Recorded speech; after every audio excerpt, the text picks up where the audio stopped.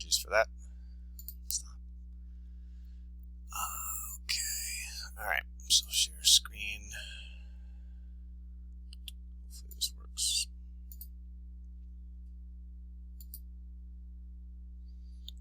Okay. So when you're do you see like a border around the screen, kind of like a, yeah, so try to ignore that because that's literally just the frame in which it's going to record this. But I think, and we'll see if any of you watch it once I post the link to this. If many of you watch it, I'll likely do it for the rest of the lectures, assuming this works. If you guys don't, then I probably won't, because it's kind of a pain. So anyway, so quick review of what we did last week, right? We talked about the production function. We talked about how, hey, often there is diminishing marginal product, right? Each extra worker at some point, not necessarily right away, and not always, but at some point in many production processes, as more workers are added, once they start getting congested, not enough for them to do, the extra output increases more and more slowly. Not that output decreases necessarily, that is maybe rare, but it increases more slowly. Then we talked about, hey, what are fixed costs, what are variable costs, right? And fixed cost, variable costs relate to, as more and more books are produced, are we having to spend more money on something? If that's the case, like staples and paper, or on more workers, as we add workers to be able to produce more books, those are variable costs. Whereas, hey, if as we produce more books, if the costs don't increase, like the equipment, the pen in this case and the stapler, well, those are fixed costs. And all your fixed costs plus all your variable costs are your total costs. And we introduce marginal cost. Well, each time you produce one more, how much do costs change? Right? And those are basically saying, so how much are their variable costs added every time we produce more? And that doesn't always stay the same, right? Because especially in this example, when we have diminishing marginal production, each extra worker, starting with the third worker, helps us produce less extra output, but they still cost us 20 bucks per day. Well, that means the extra cost per book increases once we get diminishing marginal product. And that's the main reason we talk about this production function. To understand the logic why we might see marginal cost increasing like this when we increase production, well, that happens if we're getting less productive as we add workers in this case. So marginal product increasing. And when we get to use these concepts in chapter 12 on perfect competition, that's going to be our main assumption, right? That the companies keep producing, right, in a way that we'll talk about today. And that gets us to today. Okay. So now the question is going to be, how does a company, assuming, and basically this discussion assumes that well, they can keep selling, right? Well, I'm not going to tell you what it assumes yet. All right, here we go. Let me ask the first poll question.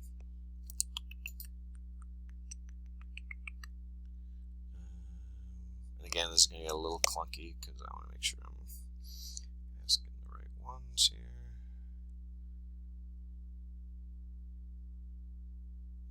Okay. So this first question is going to be based upon this, well, kind of based on this chart. So make sure you move the poll when I ask.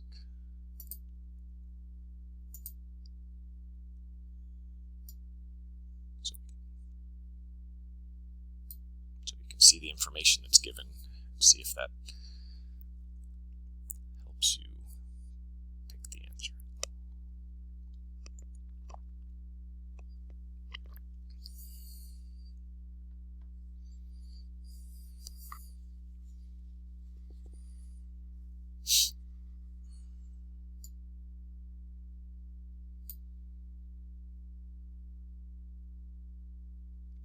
guys do see the poll, right?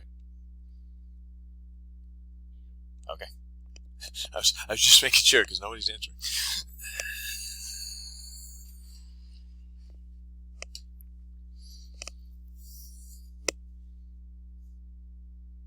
"20 seconds.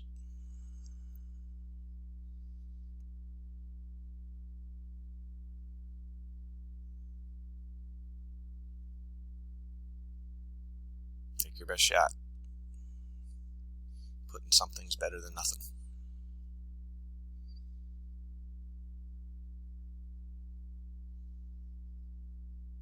Three, two, one. Put something. Just guess.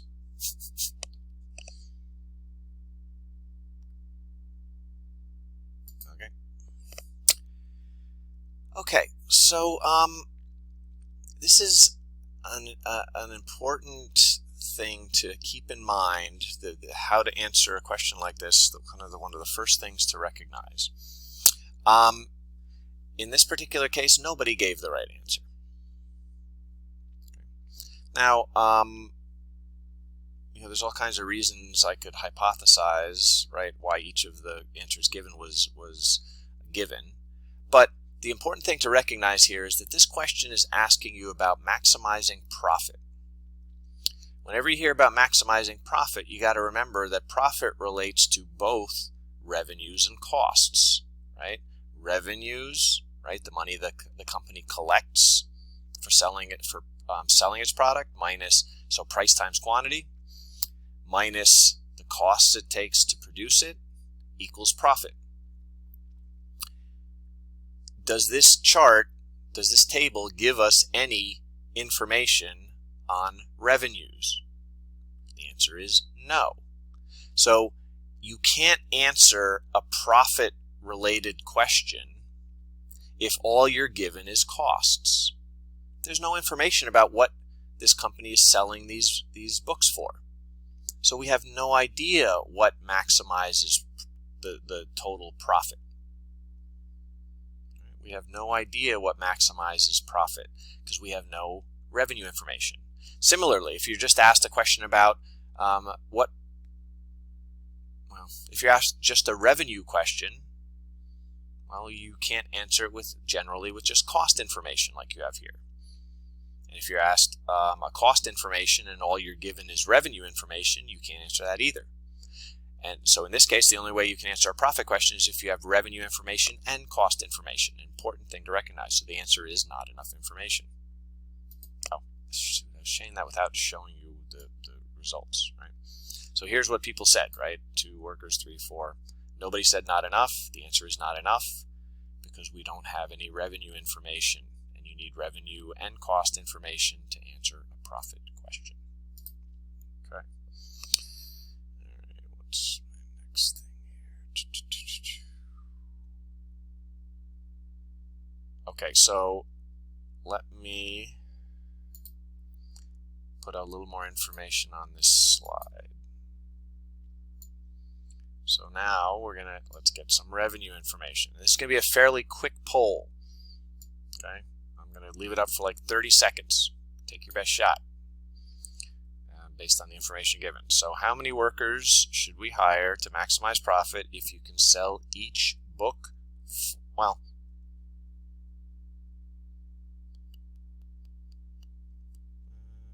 let me ask the next poll. Let me ask it in the next poll. Oh, actually, I don't have why didn't I put this in a poll? Well, I'll just ask the question. All right. So, if you can sell each book for, I need a poll for this. All right, $7. So if this company can sell each book for $7, how many workers should we hire to maximize profit? And type the answer in Zoom. Say it out loud. How many workers? 3 workers. Okay. So given time constraints, Amanda, let's go with it. So why 3?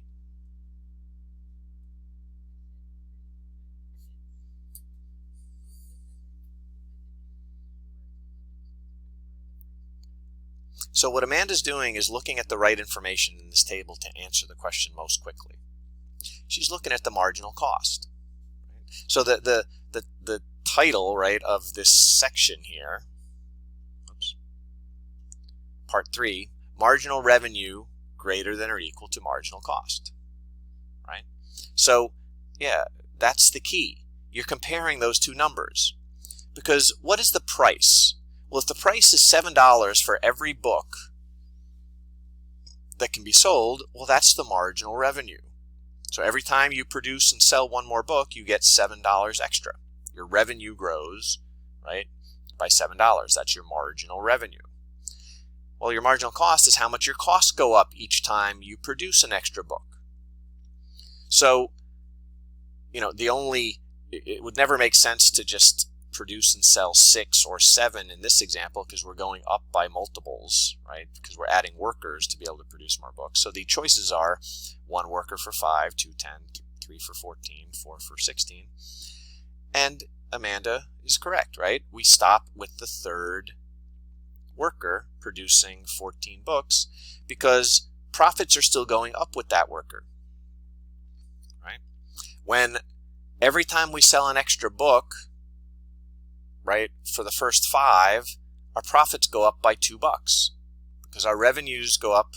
Our marginal revenue is 7. Our costs go up for each of those first 5 books by 5, so the profit goes up by $2 for each of those first 5 books. Same for each of the next 5 books. For the next 4, going from 2 to 3 workers, our costs go up by $6 per book. Our revenues go up by $7 per book, so our profit increases by $1 per book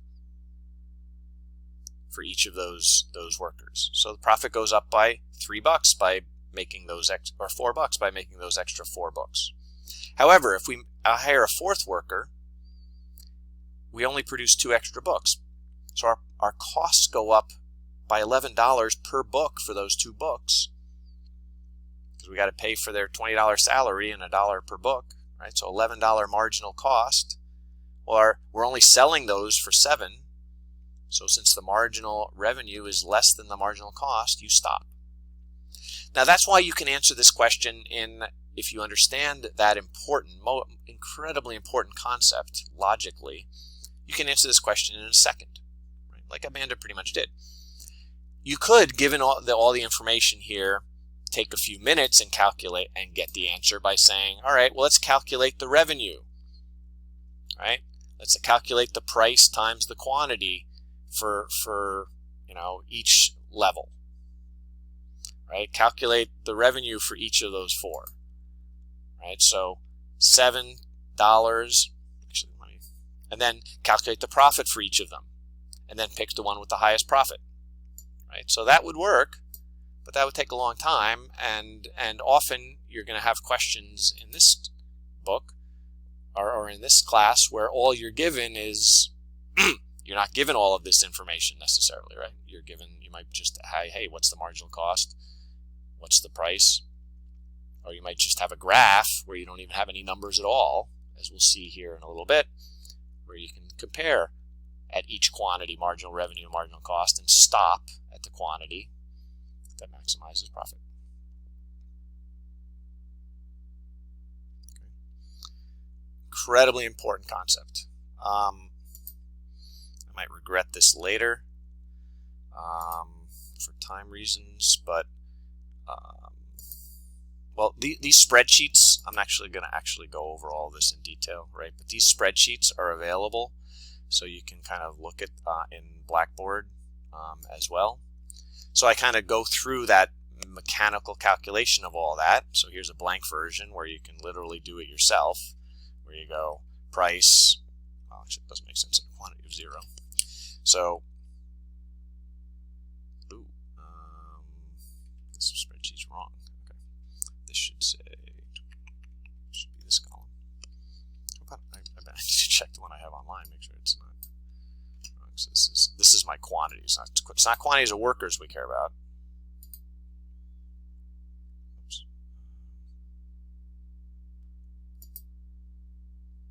Oh, this is wrong too. All right, I better make sure I fix that.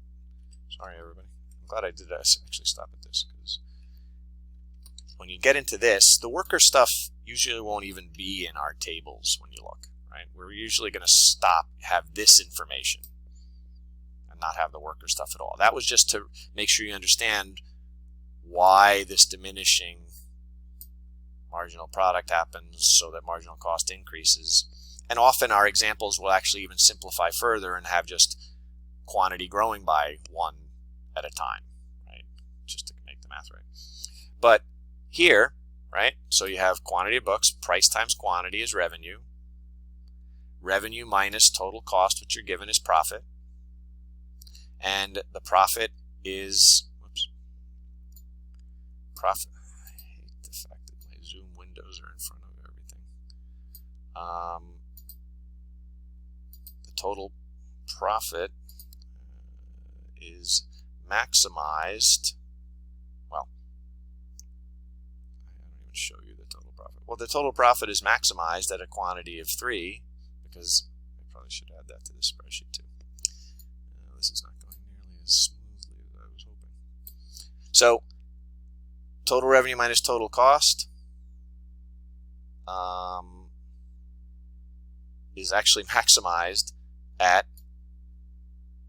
0. Actually, it is 0. Wait a minute, what the fuck? Oh, no, I'm sorry. Is maximized at a quantity of 14 books, right? Where the last time marginal revenue, the $7, is greater than the marginal cost. Sorry for I'm really tired today. I was up to like 1:30 last night looking at this insane election. So it's $4. So you can calculate it this way: total revenue minus total cost. That's the biggest it gets.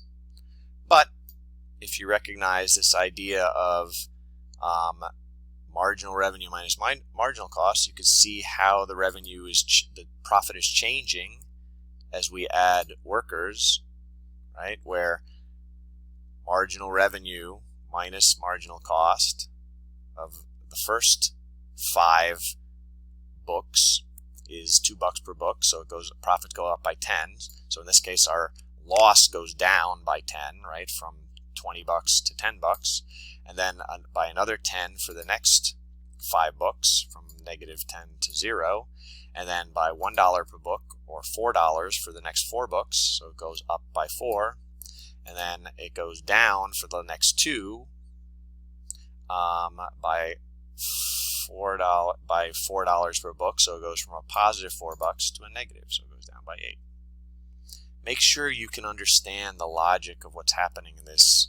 Sorry for so poorly kind of going through it just now with some confusion in the beginning. But that's the whole idea. The whole idea is you don't need to do all of those calculations. All you got to do is recognize, really, for most of these things, that marginal revenue minus marginal cost, as long as the marginal revenue is bigger than the marginal cost, keep going. Okay, yeah, again, apologies for being a little clunky on that. Okay, so that is the kind of that concept. And now let's move on to our average costs. Okay, alright, so now let me flip to my spreadsheet actually. Like I promised, this was going to be a little clunky. Okay, so the next question poll is going to be about this spreadsheet answering the highlighted in green box.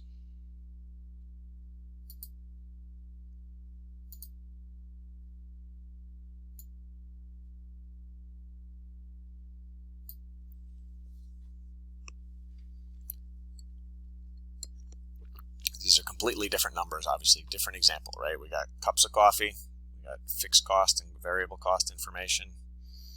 You asked for this number. So I'm going to give you a couple minutes for this because you got to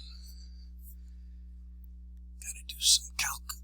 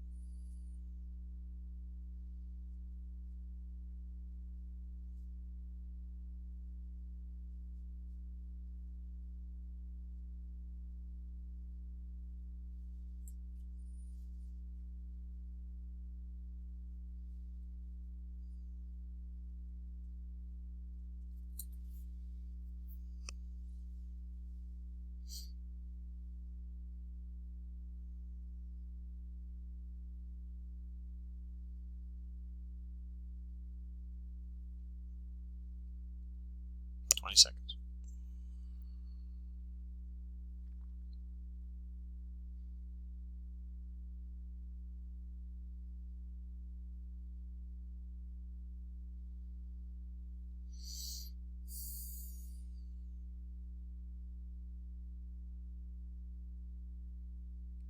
Three, two, one. All right. Answer from everybody. All right. So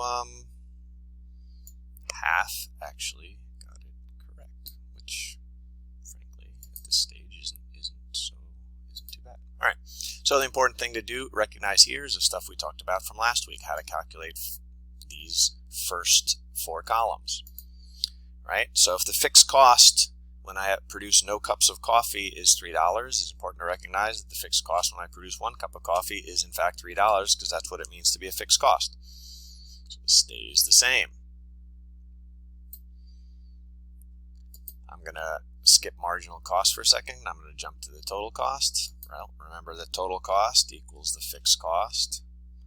And you need to be able to do all of these and recognize all of these calculations, both like this and even in more complicated scenarios, right? So total cost, fixed cost plus variable cost.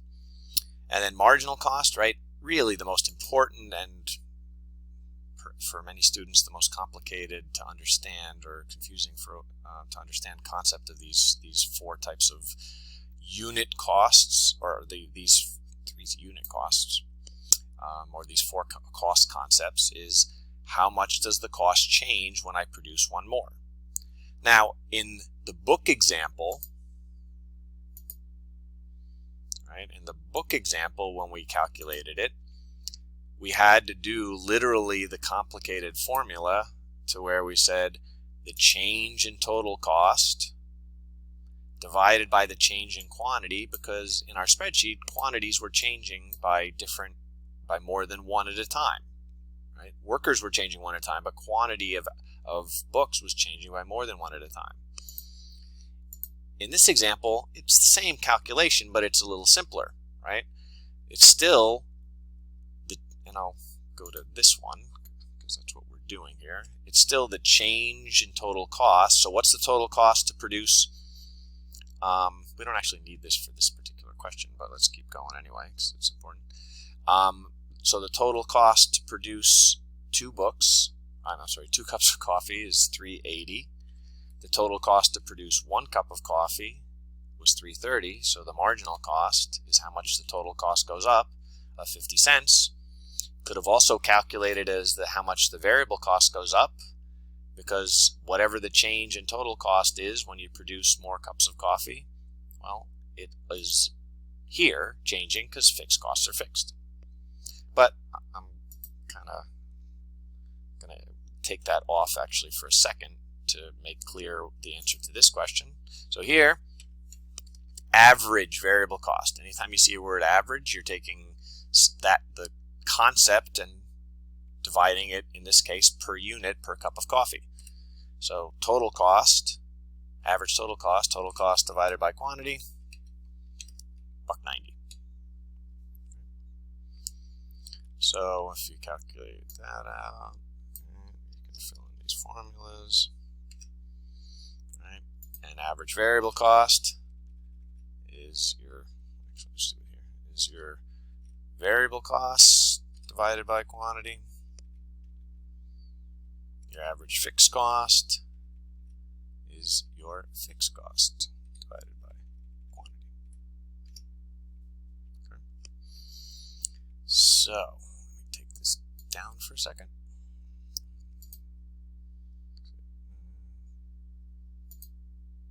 Take them all down for a second. That's the next poll.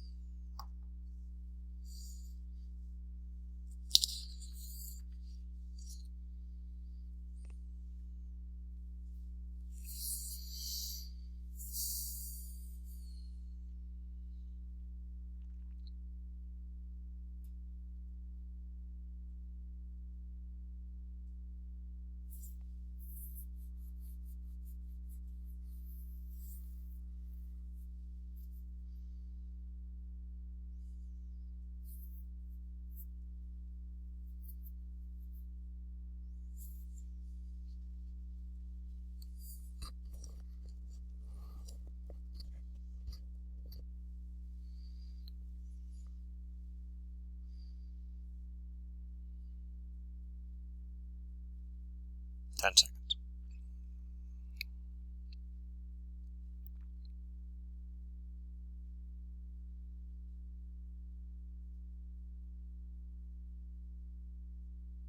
Three, two, all right. Well, that's, again, at this stage, that's pretty good. So for all of these average costs, it's important to recognize how they might change as quantity increases. This is the one that is the most simple, right? And although for some students confusing, but pretty good results here. Over the majority of you had this one right. All right. Oh, it wasn't showing you. So the majority said it decreases, and in fact, this is the most straightforward one. As average fixed cost always decreases as quantity increases, because, well, what is average fixed cost? It is something that doesn't change. Actually, I was expecting more people, and usually more people say it stays the same. But it's fixed cost that stays the same. It's not but the average fixed cost, because the fixed cost stays the same, and because average fixed cost equals fixed cost divided by quantity, right? As quantity increases, as the denominator increases, the average goes down, right? And not only does it go down, it always goes down in exactly the same pattern, right? It always goes down in exactly the same pattern. First, it is when you produce 1, it's the total, and then it goes down to 50% of the total, and then 33%, and then a quarter of the total, and a fifth of the total, and a sixth of the total, and it keeps going exactly the same pattern. Now, you can see that going down in this spreadsheet, right? But let's think about, because more often than not, especially going into chapters 12 and 13, we're going to sometimes have spreadsheets and numbers like this, but sometimes we're just going to have a graph of this. And when we graph this, we're going to kind of turn this table, right? We're going to get rid of this totals information when we graph this. Whoops.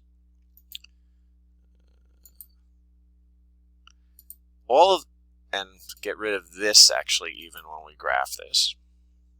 We're not going to have these. So we're just going to have these, because all of these things are what I would call unit costs. They're all measures that somehow relate to, actually, before I hide those, well, now let's keep it simple here. All right, relate to cost, some kind of measure per cup of coffee, right? How much the total cost increases when we go from 1 to 2 or 2 to 3 is the marginal cost. The average of all of the costs per cup of coffee. So it's a per cup of coffee, the average of all the variables, per cup of coffee, the average of all the fixed.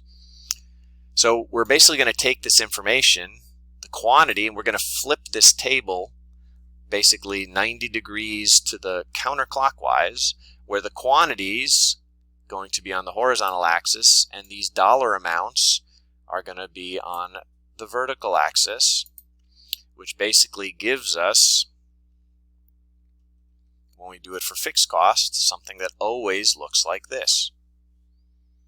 It's always something that starts out very high because you're spreading your fixed cost out to very little production. So when you're producing 1 cup of coffee, that 1 cup of coffee basically has all of the fixed costs in it. But if you produce 2 cups of coffee, each of those only has half of the fixed cost.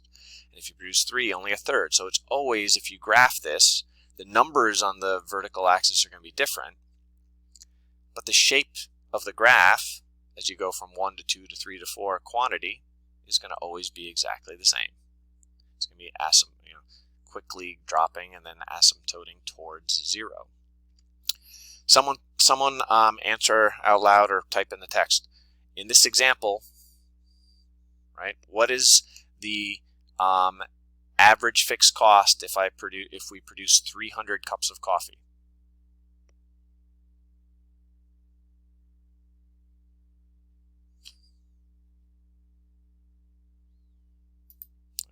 What's the average fixed cost if we produce 300 cups of coffee?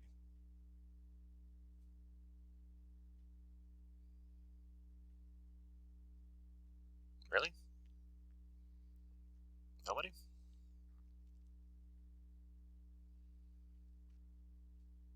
Well, $3.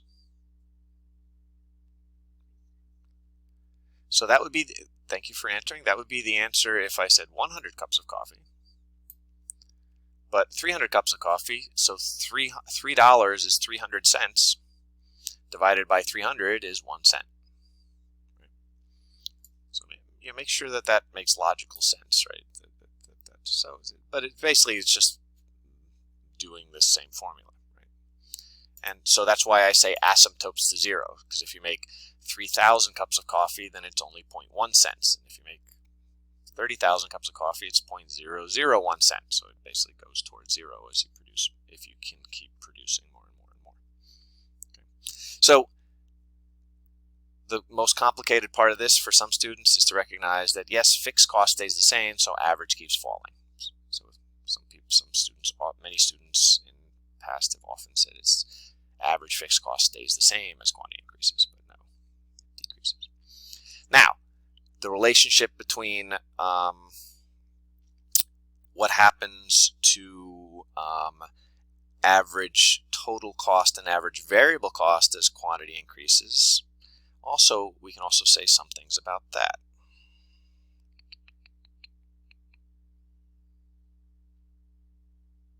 Oh, actually, we can say something about that. But before I leave this question, let's make sure, let's ask another question about fixed costs.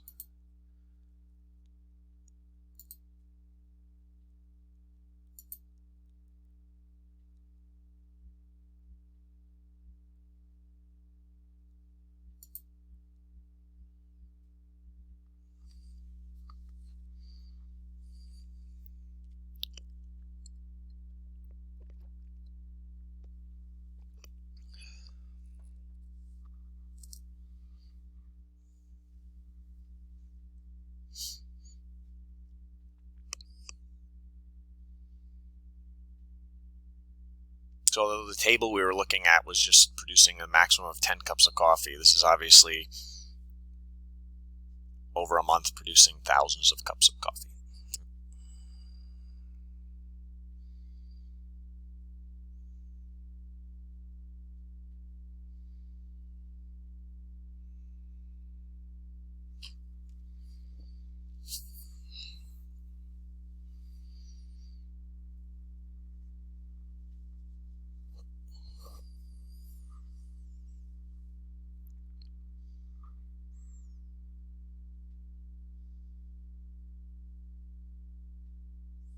Seconds.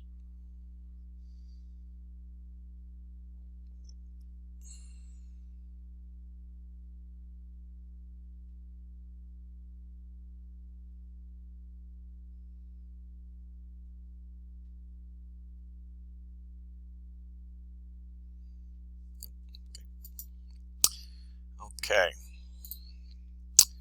So this is a case where the majority did not give the correct answer, and it is in fact stays the same.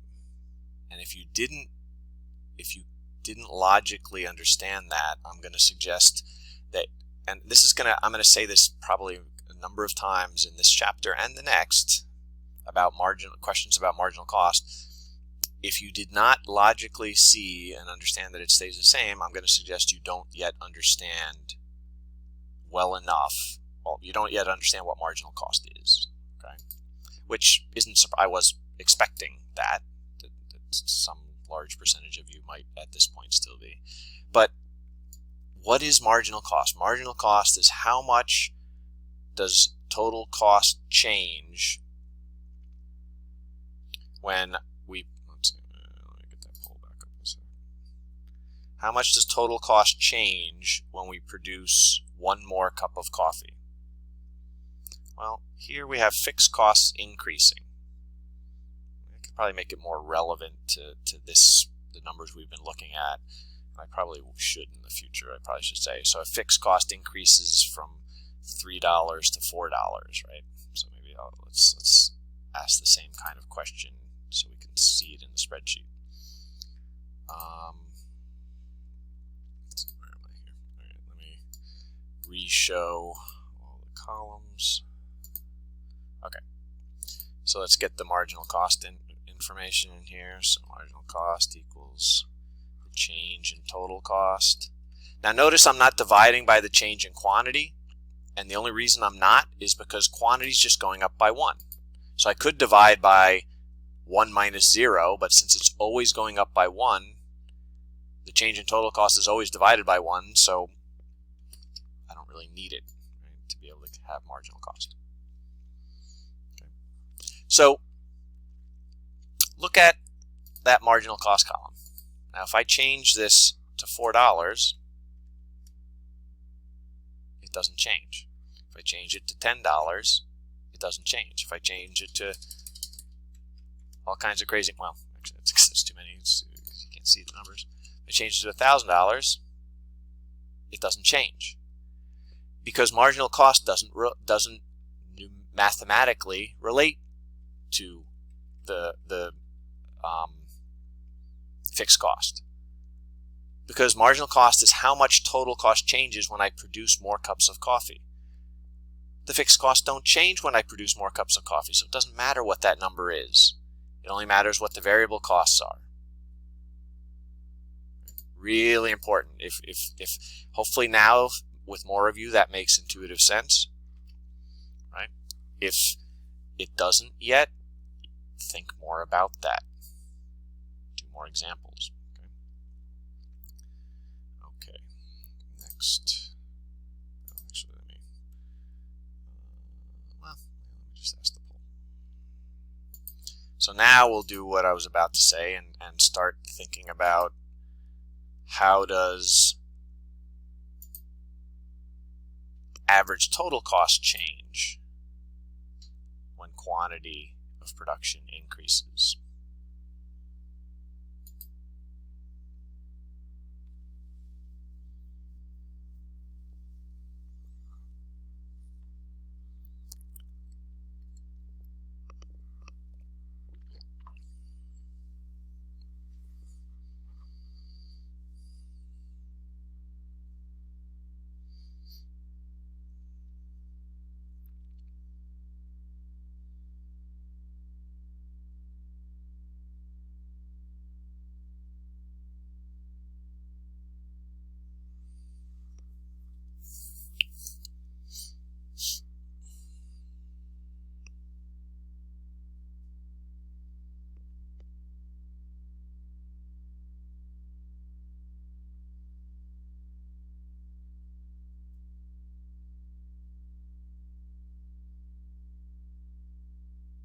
Give it 10 seconds.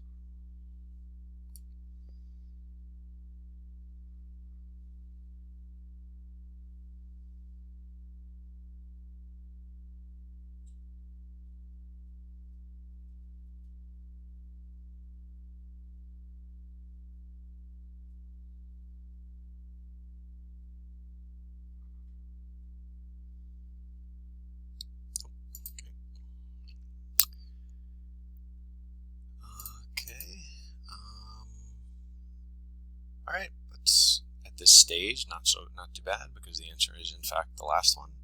Sometimes it increases, sometimes it decreases, sometimes it stays the same. Now, if the question was what happens to the total cost, not the average, right? Anytime you see average, it's the total cost per unit, in this case per cup of coffee, the example we were just most recently going over, or we'd have the same thing for the book example, per book. If this question was just what happens to total cost as quantity of production increases, then the three of you who said it increases, that would be correct, because we always will assume, and it always makes logical sense hopefully, that yeah, it costs some amount of money more to produce more. Even as more people were getting on the airplane in the last chapter's example, right? the total cost doesn't go up very much when another person gets on the plane, but it goes up a little bit. So total cost always increases when we produce more. But the average total cost, on some examples, we're going to see that it increases. Sometimes it decreases. Sometimes it stays the same. Now, as far as, and actually, before I go to what I was about to say, let's look at it in this example. So in this example, oh, and actually, maybe I'm realizing I need to drop this spreadsheet, I think, before I ask this question, because I'm guessing probably that at least some of the half of you who answered that correctly, looked at this spreadsheet, because you can literally see that all three of those things at some point were happening. Sometimes it decreases, like it did from quantity of from 1 to 5 cups of coffee, it was going down. Sometimes it stays the same, like it did from 5 to 6. And then sometimes it increases, as it did from 6 to 10. So, yeah, good for you if you answered it correctly by seeing this. But I could have just as easily had an example here with numbers that had it always increasing, or have an example where it was always decreasing. And harder to have an example that makes logical sense without some weird assumptions, but I could have had an example where it always stayed the same. But the question is that you need to understand in addition to that is, when is it increasing? When is it going to be decreasing? When is it going to be staying the same? Okay. So next question. So here's answer all that apply.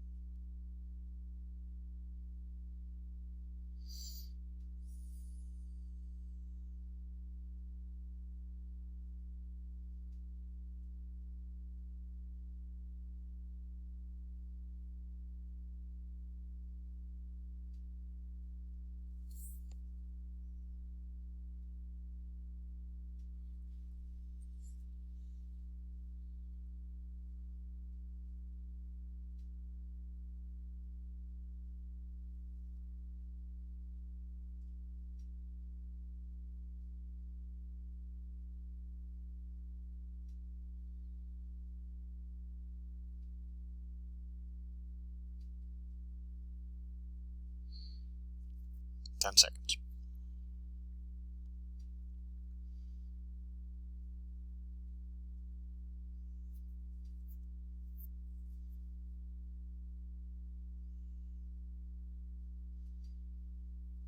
Three, two, one.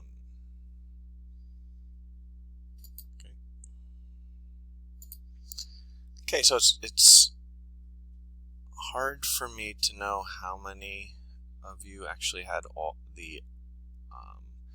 of the correct answers and only the correct answers. But I guess I can quickly say that the maximum that could possibly be true of is 3 of you.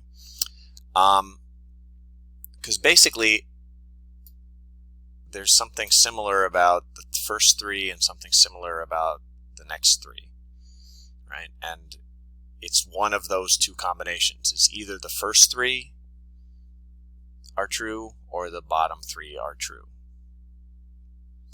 And you know what? I'm going to try something.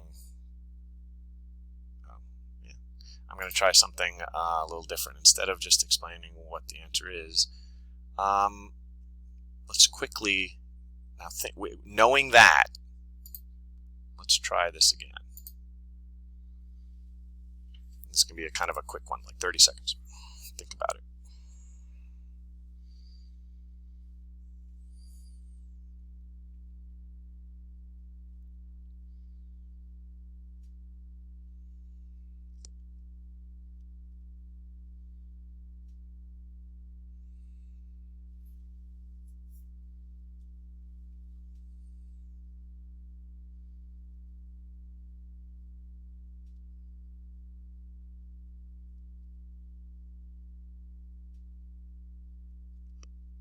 it's either all of the top 3 or all of the bottom 3.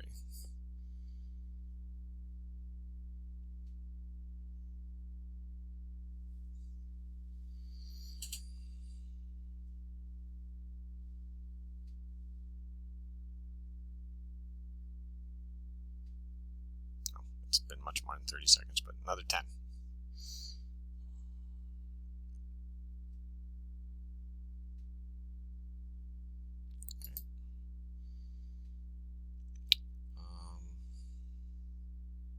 So looks like probably one of you didn't really grasp that all of the top 3 or bottom 3, because it looks like someone picked a combination of something else.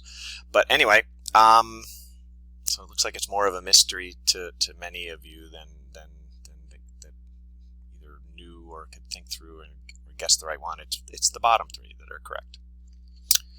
And this is another one of those that if you don't see yet, then, or if once you see this, once you logically can think through this, I'm going to suggest that you probably have a really good understanding of what marginal cost is and what average total cost is, for that matter. Okay, so let's think about why it's the bottom 3 and why it's not the top 3. So, and I'm going to do it with an analogy of your grades in a class. So, yeah, I should probably add a poll for this too, because it is literally as obvious as what I'm about to ask you, if you understand what these concepts mean. If you have, if on the first 2 tests in this class, if you had an average, oh, I guess I should mention that, right, that,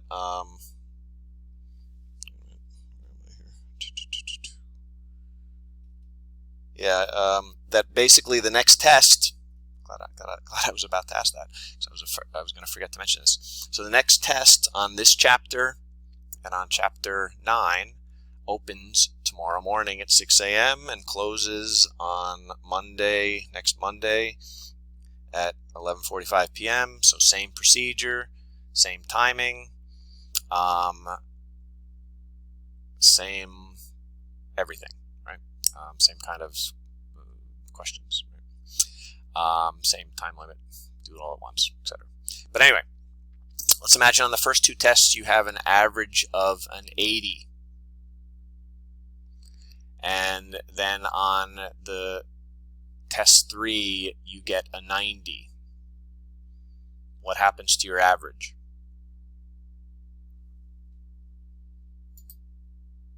So you have an 80 average. Yeah, it increases. If I had a poll with that there, I am very confident that every single one of you would very obviously recognize it increases, right? Because your average was an 80 and you got your next test was higher than your average, so it's going to raise your average. There is nothing different in the listen to this carefully. There's nothing different in the math of that than in the math of this question. Average, so the comparison, the analogy is average total cost is analogous to your average in the class. So let's say it's an 80. So after 2 tests, your average was an 80. Your marginal cost is analogous to your next test.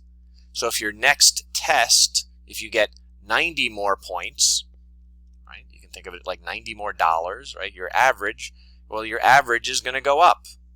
So if your marginal cost is above the average up until that point, the average is going to increase. Yeah.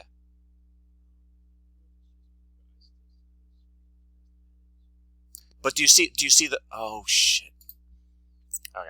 Yeah, it's okay that you see that. I was thinking you could see the poll too. Thanks for asking. Thanks for mentioning that. So, but again, maybe it's a little easier to conceptualize it. Yeah, so thanks that the poll is up, but it's the logic is true no matter what was up. But yeah, so I'm not showing any of the numbers I'm saying, but let's say you have an 80 in a class. So it's not, there's no slides for this, but if you have an 80 in a class, or 80 average for the first 2 tests, and you get a 90 in the next one, your average goes up. So your 80 after 2 tests is your average total cost, right? It's your average.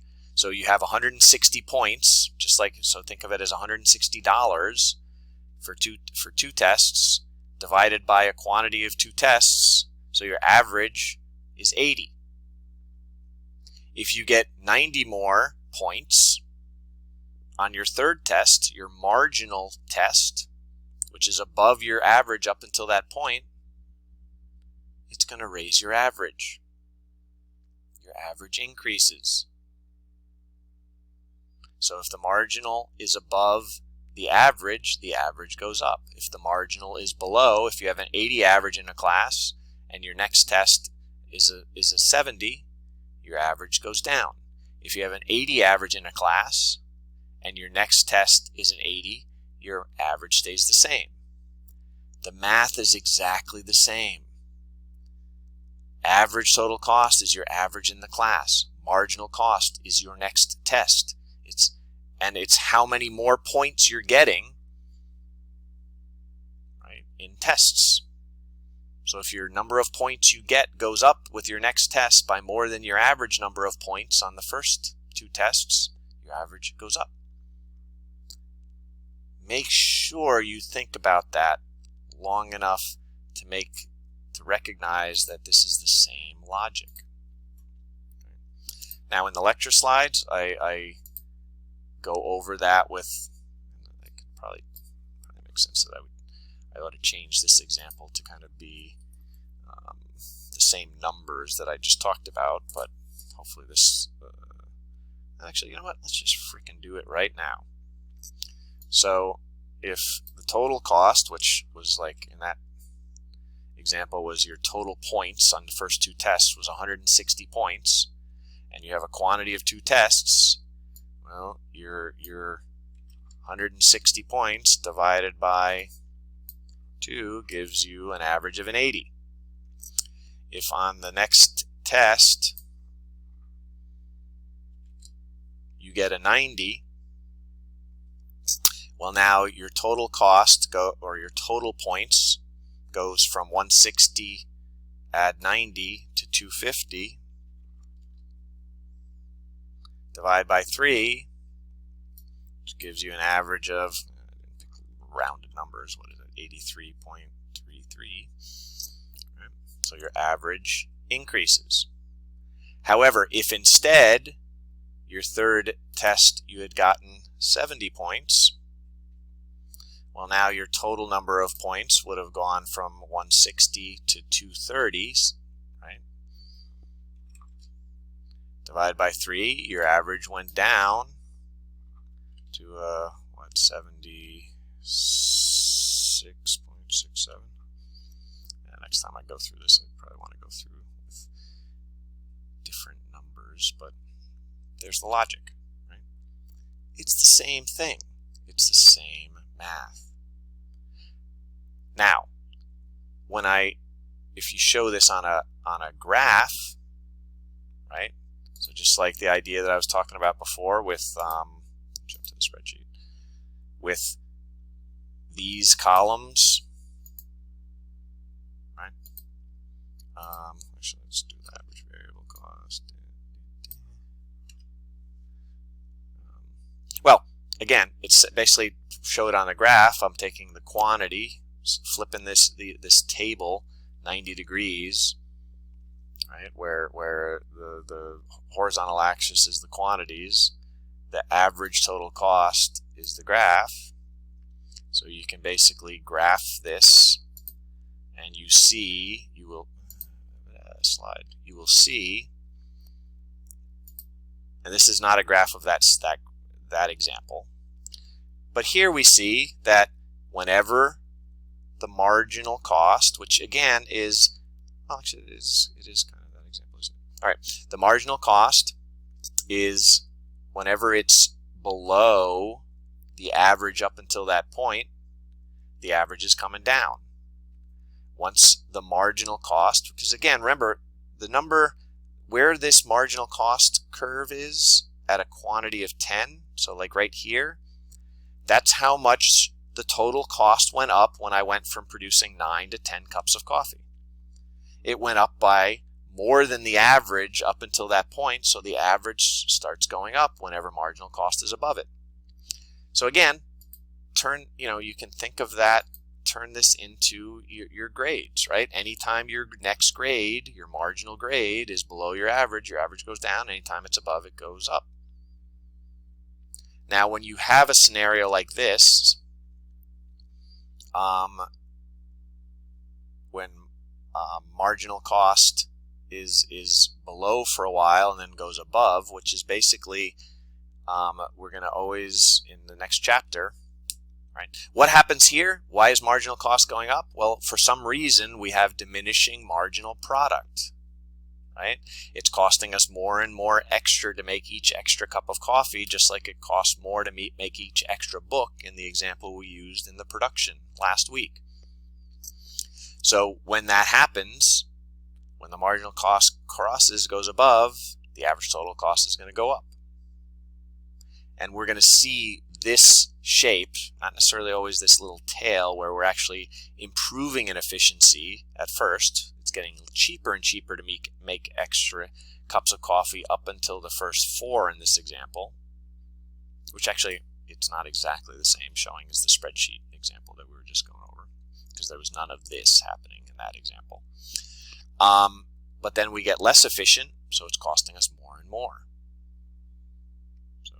But for this question, all of that's going to be important to recognize going forward. But for this question, the key is that, hey, whenever marginal is below, average is going down. If it happens to be the same, it would stay the same. And if it goes up, just like your grades. Okay.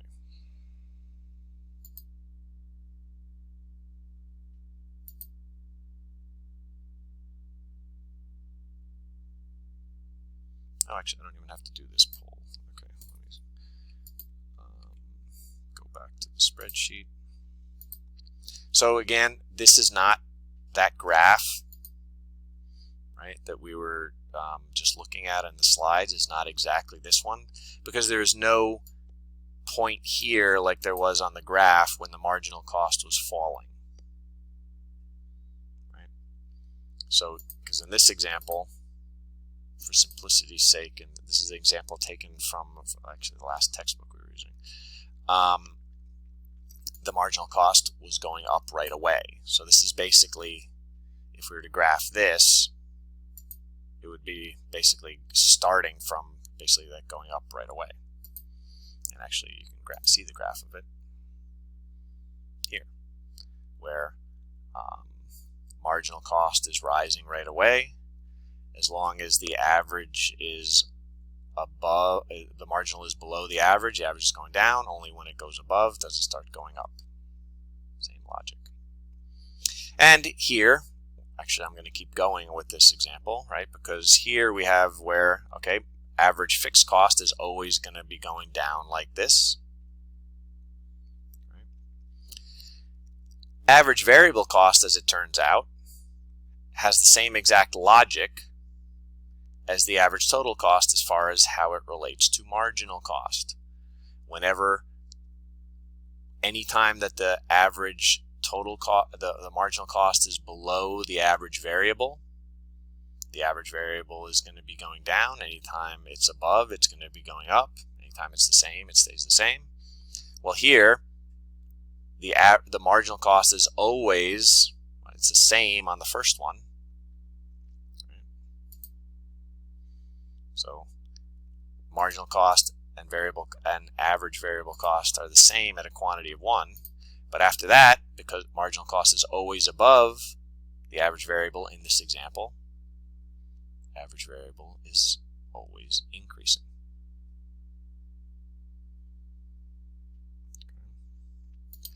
I know this is a lot, and again, if you hadn't watched this especially, that would be confusing. Now, the examples that we're going to use, so kind of here's this, right? Here's another scenario where marginal cost was below the average variable for a while. Once marginal is above, the average variable starts going up. remember again how it doesn't relate at all to the average fixed. The average fixed always goes down because it doesn't relate to the marginal cost. And I know that's a lot of stuff, a lot of analytical stuff. For some, there might be some of you who's like, yeah, I totally get this. This totally makes intuitive sense to me. I'm going to suggest to you that if that is you, then you would be really good at being a financial analyst, because being able to think this way, especially on the numbers, you don't have to necessarily see it well in the graph, I suppose, to be able to do it, because it usually won't be graph. It's in economics where we need the graphs when we use these concepts to demonstrate perfect competition and monopoly, like we will in the next couple chapters. But for as far as the financial analyst, if the logic of what's happening, of everything that I just asked, makes perfect intuitive sense to you, then you'd probably be really good at being a financial analyst. You have to leave in 5 minutes? Okay, yeah, I get it. Happens. Actually, we have to leave in... Oh, you have to leave 5 minutes early, i.e. now. Okay, see you, Paul. Good luck. Okay. So, given that, actually, we're going to have these graphs come up more and more again. I could show you what this might look like in the case of a monopoly, but I'm sure some of your heads are spinning at the moment, so I'm going to skip that graph here moment for now, because it's not going to be relevant till we get to chapter 13, really. But the last thing I want to mention is basically the being able to do this not on the graphs per se, but on the on the table of numbers type examples, right? So, and this is probably the most practical piece, because again, the graphs won't be that relevant going forward, and some students seem to have trouble seeing the graphs, but unfortunately you need to be able to do that for this class. But for a practical application, understanding these concepts, this is what's important to be able to do financial analysis effectively. So being able to apply and logically think through how all of these cost concepts relate to each other. And to me, the best way to kind of see if you can do that is to get a table of numbers like this that's missing a lot of information. And to be able to recognize and to be able to figure out how to fill in this table. Because in this example, with the numbers that are given, there is enough information to fill in everything. But you can't just start from wherever you want. Okay? You have to recognize, based upon, and here's the same information in the spreadsheet, based on the different ways that the different cost concepts relate to each other, you need to be able to figure out what information you have enough to fill in. If I had more time, I would ask a poll question right now to kind of emphasize that, but I'll ask it out loud. So if I asked you right now, what is the average variable cost when I'm producing two, whatever these are, tables, chairs, whatever, when I'm producing a quantity of 2, so fill in this yellow box, based upon the numbers given so far, hopefully you can see you can't do it, because average variable cost is variable cost divided by quantity. Right? So right now that would say 0, but that's not true, because the variable cost is not going to be 0. So the important thing to be able to do is recognize what you can get. And even though there's only a little time left, I'm going to quickly ask a poll, and it's based upon this table. So I'll move it over, and I'm asking you about this number right here. What is the marginal cost because there is enough information to answer this one, so I'll throw out the last one given the little time we have left. So what is the marginal cost for the second chair?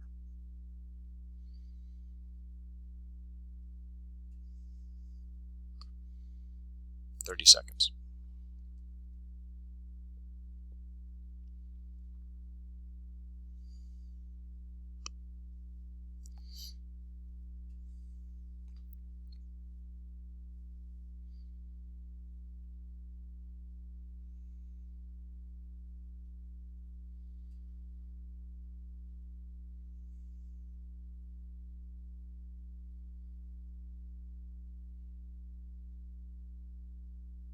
3, 2, 1. Okay. So half of you got it correct. I'm going to suggest if you didn't, then the concepts of marginal cost, need to think about it more. But remember what marginal cost is. How much does total cost change when I produce one more? So when I'm producing 2 of whatever I'm producing, the total cost is 85. When I'm producing 1, it's 73. Oops, minus. It's 73. So the total cost of producing 1 is 73, plus another 12 to produce the second one. So 73 plus 12 is 85. So that's how you calculate it, as 85 minus 73 is 12. You need to be able to do it in any order, because you could have been given this 12 like you are here. You're given the 14 and the 85 to be able to recognize that, hey, if the total cost to produce 2 is 85, the extra cost to produce the third one is 14, it's 99. Whoops. 99.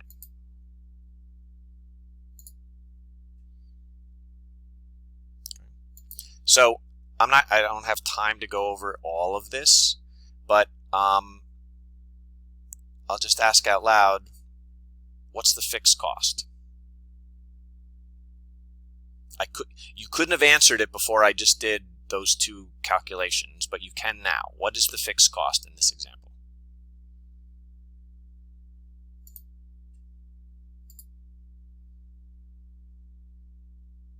Well, what is fixed cost? So fixed cost plus variable cost is total cost. So you basically need, so all of these formulas effectively have 3 variables. If you have 2 of the 3 relevant variables, you can get the third one. Well, the only quantity where you have that is the third quantity. Total cost minus variable cost is the fixed cost. And that basically, and since that's true at every quantity, I can put in I can basically say, okay, the fixed cost is 60 everywhere, because that's what it means to be a fixed cost. Now, what's the total cost at a quantity of 0? Well, there's no such thing as this, so this ought to be this could just be blacked in. The marginal cost of the 0th is nothing, because marginal cost is a change.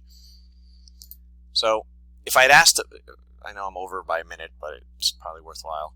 If I'd asked you what the marginal cost is of the first one, many of you might have said 73, but that would only be true if there was no cost when I had a quantity of 0, but quantity of 0, the total cost is in fact the fixed cost of 60.